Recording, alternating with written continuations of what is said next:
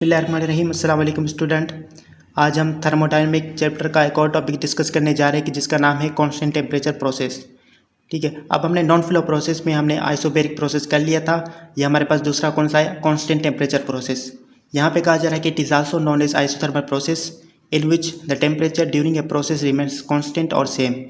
यहाँ पे कहा जा रहा है कि हम इसको क्या बोलते हैं, आइसोथर्मल प्रोसेस भी बोलते हैं, कि जिसके अंदर क्या होता है, टेम्परेचर कांस्टेंट होता है ड्यूरिंग ए प्रोसेस, यानी प्रोसेस के दौरान टेम्परेचर कांस्टेंट होगा या फिर सेम होगा, उसको हम क्या बोलते हैं, कांस्टेंट टेम्परेचर प्रोसेस या फिर आइसोथर्मल प्रोसेस भी हम इसको बोलते हैं।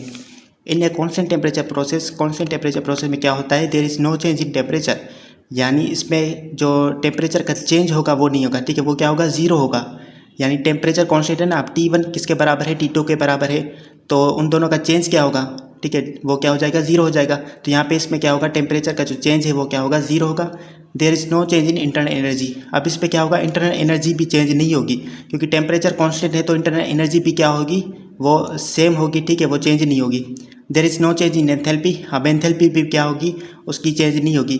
ठीक है, अब एंथैल्पी का फार्मूला हमारे पास क्या होता है, delta H is equals to किसके बराबर होता है, U प्लस P dV। ठीक है, ये इसका फार्मूला होता है ना। अब इसके अंदर क्या आता है, फार्मूले के अंदर इंटरनल एनर्जी भी आती है। अब वो यहाँ पे क्या है हमारे पास, ठीक है, वो क्या है, वो चेंज नहीं हो रही, तो एंथैल्पी भी क्या होगी, चेंज नहीं होगी। अब हम पढ़ते हैं PV डायग्राम की तरफ। अब यहाँ पे कहा जा रहा है कि consider a certain gas of mass m। हमारे पास एक गैस है, ठीक है, जिसका मास m है, इन किलोग्राम में है।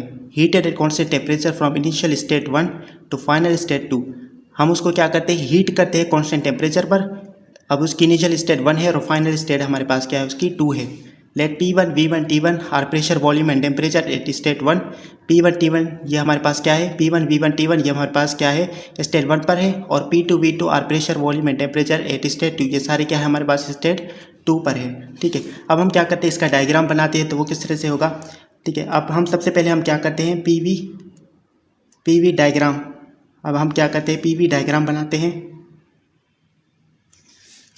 हमारे पास इसकी PV डायग्राम किस तरह से बनेगी, तो ये हमारे पास क्या है, इसका हम इसका डायग्राम बनाते हैं। ठीक है, अब यहाँ पे हम क्या देंगे, प्रेशर, और यहाँ पे हम क्या देंगे, वॉल्यूम। ठीक है, अब यहाँ पे क्या होगा, इसका जो डायग्राम होता है वो किस तरह से होता है, थोड़ा कर्व होता है। ठीक है, ये थोड़ा गलत हो गया है लेकिन सही है फिर भी। ठीक है, यहाँ हमारे पास क्या है, इसका कर्व कुछ इस तरह से होता है। तो हमारे पास क्या होगा कि यहाँ पे हमारे पास ये क्या है, इसका P1 है, ठीक है, और ये इसका क्या है, P2 है। इसी तरीके से ये देखिए, ये हमारे पास क्या है, V1 है, और ये हमारे पास क्या है, V2 है। तो ये सारा जो है ना, ये हमारे पास क्या है, चेंज इन वॉल्यूम। ठीक है, और ये सारा जो है वो क्या है, चेंज इन प्रेशर है। तो ये क्या है, इसकी PV डायग्राम है। ठीक है, इसको थोड़ा बस आप ठीक कर लीजिएगा। तो यहाँ पे हमारे पास दूसरा कौन सा है, हमारे पास PT, ये हमारे पास क्या है, PT डायग्राम। तो इसके अंदर क्या होगा, ये हम इसका डायग्राम बनाते हैं तो कुछ इस तरह से होगा। ठीक है, ये हमारे पास P है, और यहाँ पे हमारे पास क्या है, टेम्परेचर। ठीक है, अब देखिए कि टेम्परेचर क्या है, कांस्टेंट है। ठीक है, अब यहाँ पे हम क्या करें, यहाँ से लेकर यहाँ तक स्ट्रेट लाइन हम ड्रॉ करेंगे। ठीक है, अब यहाँ पे क्या होगा, टेम्परेचर यहाँ से 1 था, फिर यहाँ पे टेम्परेचर 2 है। ठीक है, अब टेम्परेचर पे कोई चेंज नहीं आ रहा, टेम्परेचर तो कांस्टेंट है, सेम ही है। ठीक है, एक ही लाइन पे। अब प्रेशर यहाँ पे देखिए, यहाँ पे प्रेशर 1 है, और यहाँ पे क्या होगा, प्रेशर P2 होगा। ठीक है, प्रेशर चेंज हो रहा है, प्रेशर यहाँ से लेकर यहाँ तक क्या हो रहा है, चेंज हो रहा है, लेकिन टेम्परेचर जो है हमारे पास वो क्या है, बिल्कुल सेम है। इसलिए ये क्या है, आइसोथर्मल प्रोसेस है कि जिसके अंदर टेम्परेचर क्या होता है, कांस्टेंट होता है। अब हम कुछ रिलेशनशिप देखते हैं कि यहाँ पे हमारे पास केस 1 है, जिसमें कहा जा रहा है कि प्रेशर वॉल्यूम टेम्परेचर रिलेशनशिप।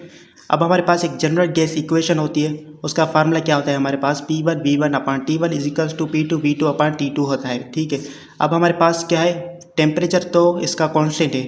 अब हम T1 T2 नहीं लिखेंगे, खाली T लिखेंगे, यहाँ पे भी T, यहाँ पे भी T आ गया, बल्कि ऊपर वाला हमारे पास क्या है, सेम है। अब हम क्या करेंगे, यहाँ पे टेम्परेचर है, यहाँ पे भी T है, ये दोनों क्या होंगे, कैंसिल आउट होंगे। तो क्या बचा हमारे पास, P1 V1 is equals to किसके बराबर हो गया, P2, और ये क्या हो गया, V2। अब इसको हम PV is equals to C भी बोल सकते हैं, यानी PV is equals to constant. अब हमारे पास दूसरा गैस क्या है, चेंज इन इंटरनल एनर्जी। अब इंटरनल एनर्जी में चेंज क्या होगा, अब delta U is equals to, ये हमने बहुत बार फार्मूला पढ़ा है कि जिसका इसका फार्मूला क्या है, MCV T2 माइनस T1। ठीक है। अब यहाँ पे क्या है, टेम्परेचर कांस्टेंट है, यानी T1 किसके बराबर होता है, T2 के बराबर होता है। अब इन दोनों के दरमियान डिफरेंस यानी दोनों का चेंज क्या होगा, 0 हो जाएगा। ठीक है, तो यहाँ पे हमने क्या दिया 0। अब MCV से मल्टीप्लाई करेंगे तो चेंज इन इंटरनल एनर्जी कितना होगा, 0 होगा। अब हमारे पास जो तीसरा हमारे पास जो है ना वो कैसे work done by the gas, जो गैस हमें वर्क डन करके देगी उसका हम फार्मूला देखते हैं। तो यहाँ पे हमारे पास क्या हो गया वर्क डन, ये स्टेट 1 ये स्टेट 2 इज इक्वल्स टू, ये हमारे पास क्या हो गया इंटीग्रेशन, ये 2 नीचे 1 ये PdV के बराबर हो गया। ठीक है, अब हम क्या करेंगे कि यहाँ पे P की जगह पे हमने कुछ ना कुछ लाना है। तो PV किसके बराबर था, C के बराबर था। अभी हमने यहाँ पे देखा था PV किसके बराबर था, C के बराबर था ना। तो यहाँ पे वॉल्यूम यहाँ पे मल्टीप्लाई हो रहा है, यहाँ पे जाएगा डिवाइड करने। ठीक है, अब वॉल्यूम इस तरफ से गया तो यहाँ पे क्या हो गया, नीचे डिवाइड की सूरत में आ गया। तो P is equal to C/V इसके बराबर हो गया। तो अब हमने क्या किया, P की जगह पे C/V लिखा और ये dV हमारे पास क्या हो गया, सेम हो गया। अब हम क्या करेंगे, C यहाँ पे है ना, अब C को हम यहाँ पे लाएंगे, बाहर निकालेंगे। तो ये अगर C ये इंटीग्रेशन 2 और नीचे 1 सेम हो गया। C हमने बाहर निकाला तो क्या होगा, 1 बचेगा 1/V और ये हो गया dV से। इसी तरीके से आप देखिए कि हमारे पास अब क्या होगा। अब देखिए यहाँ पे C दिया, अब इंटीग्रेशन ये हो गया 2 नीचे 1/V, ये किसके बराबर होता है, log E और V के बराबर होता है। ठीक है, तो यहाँ पे हमने क्या लिखा, इसकी जगह पे हमने क्या लिखा, log E ये हो गया V और नीचे ऊपर हमने 2 लिखा नीचे 1, C हो गया। अब हमने क्या लिखा log E, अब हम क्या करेंगे V2 माइनस फिर से हमने लिखा log E V1। पिछली वीडियो पे हमने यही किया था ना कि ऊपर 2 था नीचे 1 था, तो हमने क्या किया था V2 माइनस V1 किया था। अब यहाँ पे log है ना तो हमने क्या लिखेंगे, बस log E V2 minus log E V1 लिखेंगे सेम।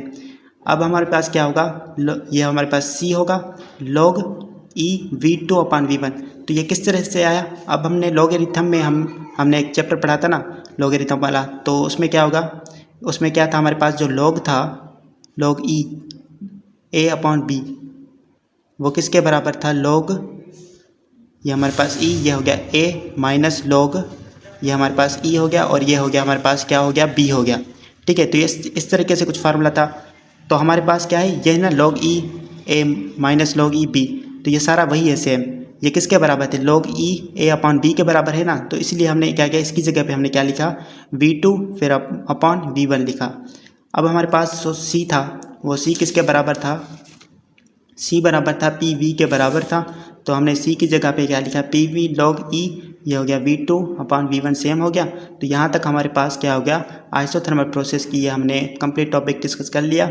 अब नेक्स्ट वीडियो के लिए हमें इजाज़त दीजिएगा। अल्लाह हाफिज़।